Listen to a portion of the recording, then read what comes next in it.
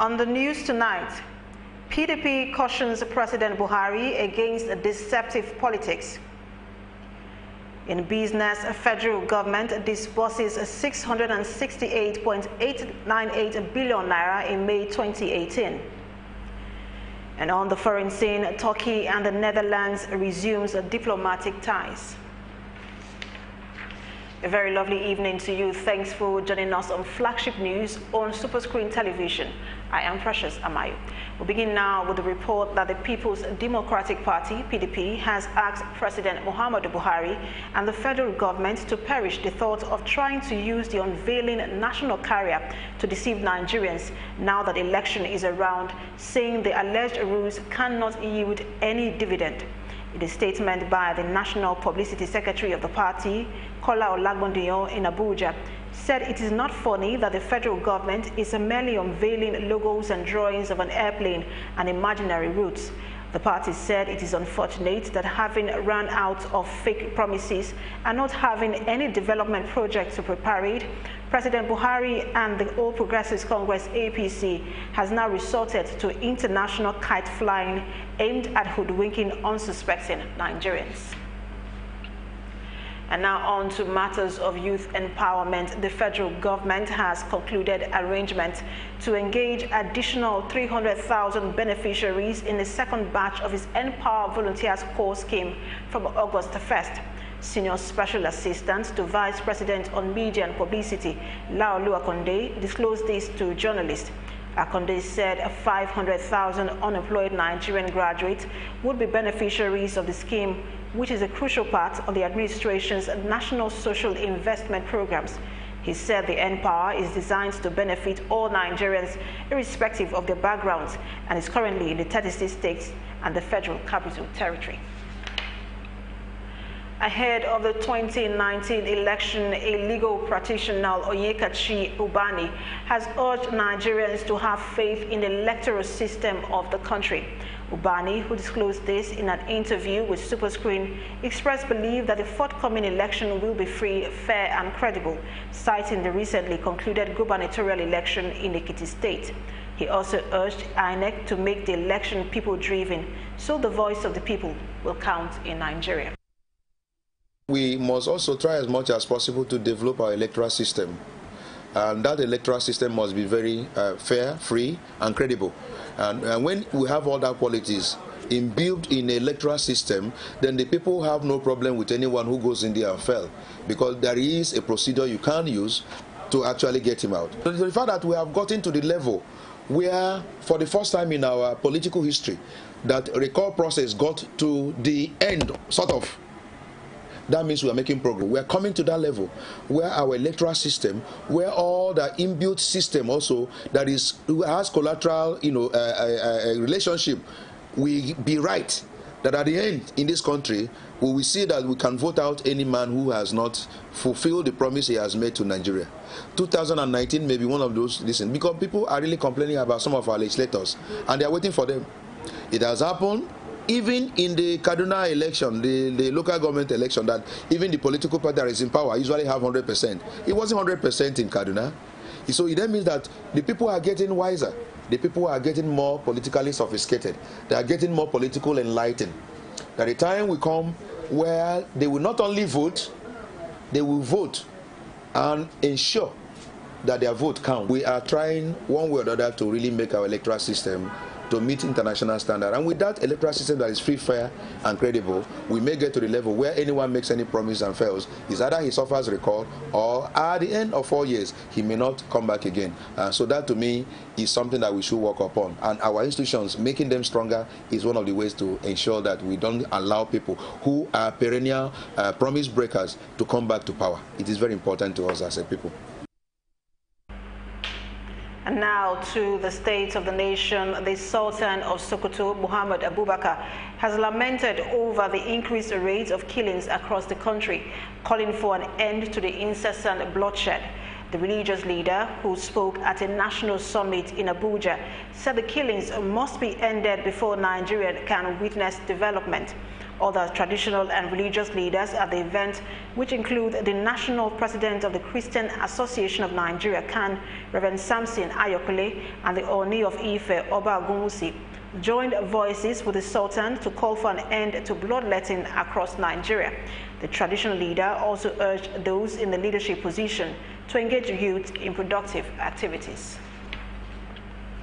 And in Sokoto State, the Nigerian Army has launched a joint security operation to clear bandits terrorizing Gandhi and Tabani villages in Rabba local government area of Sokoto State. A statement signed by the spokesman of 1 Division Nigeria Army, Major Clement Abiade, in Sokoto, said the operation followed the July 9 attack by bandits in which scores of villagers were killed. Abiade said the operation, consisting of the Army, Air Force, Police, NSCDC, and DSS, commenced and will be extended to parts of Zamfara. He urged residents of the area to support security agencies with relevant information to clear the area of bandits and other bad elements. A new religious sect known as Hakika has emerged in Toto local government area of Nasarawa State. The state acting police public relations officer Ismaila Usman, who confirmed the development to journalists, said investigation had commenced on the emergence of the religious sect. The Emir of Lafia, Issa Agwai, who is also the chairman of the State Traditional Council of Chiefs, expressed dismay over the activities of the group and cautioned residents to be wary. The group, with members claiming to be Islamist saints, is currently occupying a large expanse of the forest in the area. The Secretary General of the state, Jamatu Ali, said the doctrines of the group is not Islamic. On his part, a senior special assistant to the governor on security matters, Brigadier General Muhammad Adika, retired, said some of them are those running away from Zamfara state as a result of the pressure and have concentrated themselves in an expanse of land which is highly forested. And in Lagos State, the Chief Executive Officer of LASTMA, Chris Olakbe, has called on Lagos residents to be patient as he seeks a lasting solution to the gridlock across various roads in the state. Olakbe, who disclosed this in an interview with Superscreen, urged Lagosians to hold still regarding the trailers parked on bridges in Lagos, promising that an end is in sight.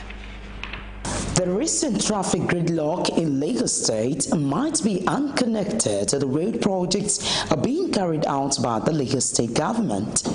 But the uncommon traffic jam daily experienced on the roads leading to Lagos Island has been attributed to the trailers, trucks and oil tankers lined up or parked on the ever-busy Ojuelegba Bridge down to Costain, a situation that has led to many motorists groaning on the same spot for hours in trying to get to their destination, either to the island or from the island to the mainland.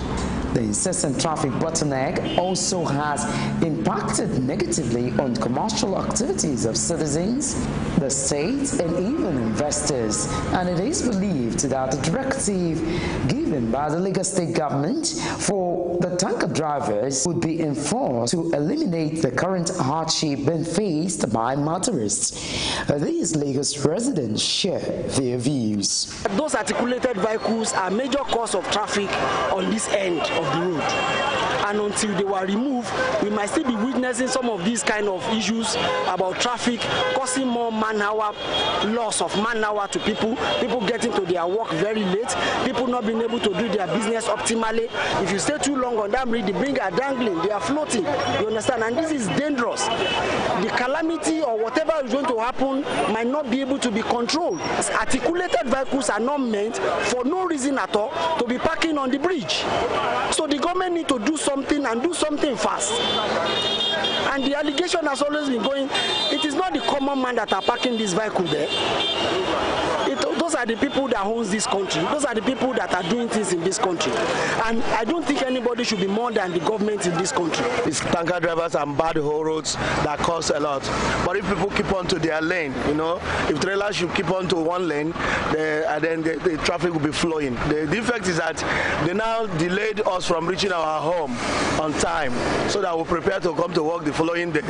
The issue of tankers has a very bad implication in the society, not only in the area of traffic, as well as in the economy.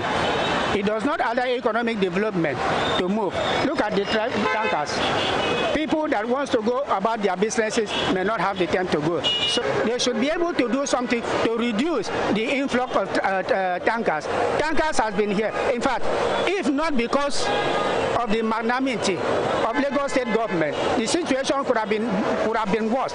Because why I'm saying so is that if you look at the situation, the tankers have been controlled by Lagos State government through the effort of LASMA. They've been controlled. If this has not been so, people that are going from Ojuelegba, where we are standing now, to Lagos will not reach Lagos in 2 hours time. You will recall that the Lagos State government last year September gave an order to trailers, trucks and oil tankers to stay away from Lagos till the traffic gridlock from the ports located in Apapa is rectified. They advised the drivers of those trailers and trucks to park them at Ogiri Trailer Park and others outside the state pending the resolution of the crisis. But today, rather than heed the advice, the tanker drivers have continued to park on the ever-busy Ojuelegba road. These residents speak on the possible way out. Our integrated system is not perfect yet. We still need to work harder on our integrated transport system. This is what will make people to park their vehicles at home and use public bus. There is somewhere in Ogiri that they have been saying that there's a tanker park that can contain more than about 10,000 tankers and what have you. Let them park there. Let there be some communication system. When they have pass, they will come maybe in 10, in 20. They will come to the port, pick whatever they want to pick, and then leave. They should look for another place, parking space. Or the individual trailer owners should have their own parking, space, like what we have in Capital Oil. Dangote should have his own. Everybody should have his own parking space. Speaking on this development, the Chief Executive Officer of LASTMA, Chris Olakwe, tasked Lagos residents on patience. At the level of private-public partnership, the government has given a concession to Dangote Group and flour mills to begin a re-engineering, reconstruction of the Apapa axis, and I believe that once that is done, I think we will have amelioration for the present menace that's going on. The effect can be very damaging. That's why the construction should be hastened so that the vehicles can leave those spots on the bridge where they are. But I believe that in a matter of time, this will be a thing of the past. Worthy of note is that the current situation has been aggravated due to the current rehabilitation of some major roads of Lagos State. One can only hope that the Lagos State government would sit and find a lasting solution to these tanker drivers parked daily on this road. Away from that report now to Imo State. The Imo State chapter of the Christian Association of Nigeria, CAN, has kicked against any plan to establish ranching in the state. The association, in a statement by its secretary, Reverend Divine HS, said a member of the Imo State House of Assembly sponsored a grazing bill and for the establishment of ranching. HS said the bill is not an executive, but rather sponsored by a member who is trying to gain cheap popularity, adding that he should be disregarded. Coming up, federal government disburses 668.898 billion naira in May 2018. We'll bring you more details on this story after the break. Stay with us.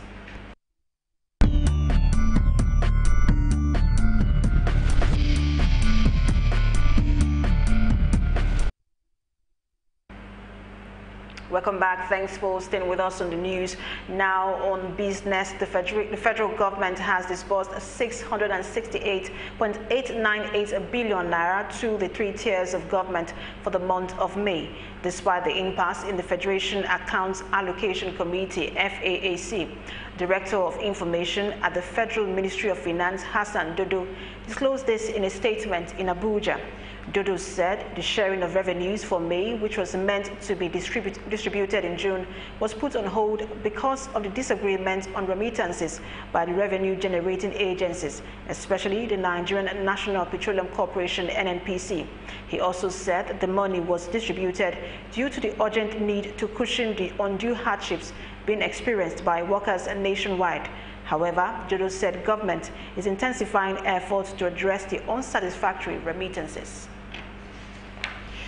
Stakeholders in the upstream and downstream sector have urged President Muhammadu Buhari to fast-track the signing into law the Petroleum Industry and Governance Bill, PIGB.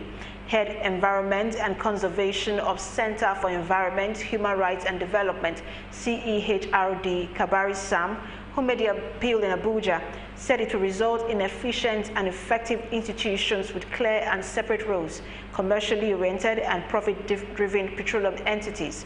He also called on government to take the entire PIB seriously and ensure the passage of the various aspects of the bill expeditiously. Technical committee stage after the public hearing, where they are considering the different inputs that stakeholders made during the public hearing. That's where the Nostra Amendment Bill is at the moment. The Petroleum Industry Governance Bill had been going back and forth between the National Assembly and the Presidency, but we have a first-class information now that the bill is before the President for assent.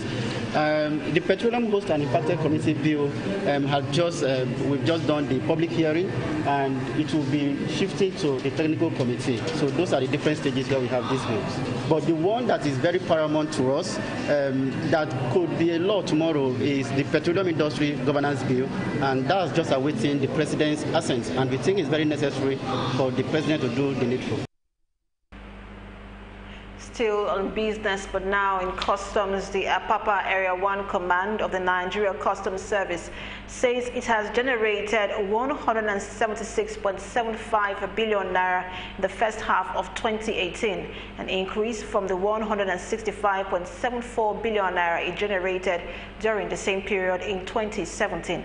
The command's spokesman, Nkiruka Nwala, who disclosed this to journalists, said the increase in revenue was due to the implementation of the Nigeria Integrated Customs Information System 2 in Apapa, which had blocked revenue leakages in cargo clearance procedures. Nwala said the revenue would have been more but for the ongoing repair of roads in the Apapa axis, which had affected the quick evacuation of cargoes. She also said the command would build on its revenue profile in the remaining months ahead to meet its 426 billion naira target for 2018. And in Rivers State Internal Revenue Service, RIRS, says the picketing of the head office of the Niger Delta Development Commission is not political, but an effort towards ensuring that the agency pays its withholding tax. The executive chairman of the RIRS, Adoage Note, who disclosed this to journalists, said payment of tax is an obligation of every company. Note said, though the NDDC had pointed out that it had begun to pay what it owed the state government in tranches, the RIRS never reached such agreement with the commission. He also said the NDDC debt is withholding tax deductions that they made from their own vendors. Still ahead, Turkey and the Netherlands resumes diplomatic ties. We'll bring you more details on this and more after the break. Stay with us.